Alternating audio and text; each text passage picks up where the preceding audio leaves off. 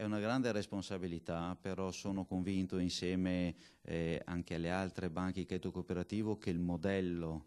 cooperativistico resiste ed è l'unico attualmente che riesce a sostenere in modo capillare. È la banca di credito cooperativo che è la vera banca del territorio. Se le recenti crisi e indagini giudiziarie hanno rivoluzionato il sistema bancario veneto, di fatto cancellandone i colossi, è forse lecito chiedersi cosa abbiano di fronte adesso i risparmiatori. Una prima risposta arriva da un'indagine di Milano Finanza, secondo la quale ai primi posti oggi in Veneto per solidità e stabilità finanziaria ci sono i crediti cooperativi, fra di essi Banca della Marca, ai vertici della classifica. Al di là dei risultati brillanti di Banca della Marca che ci rendono estremamente soddisfatti, testimonia anche lo stato di salute complessiva del credito cooperativo che vede diverse BCC ai vertici di questa classifica. È una classifica che fotografa appunto la solidità delle banche, di solidità patrimoniale ma anche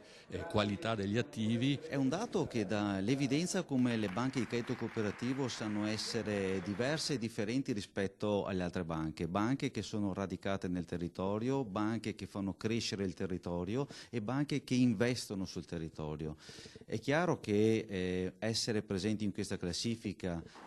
ai vertici non è solamente un dato meramente economico-patrimoniale, ma esprime quello che le banche di credito cooperativo riescono ad essere, la vicinanza e il sostegno in questo momento delicato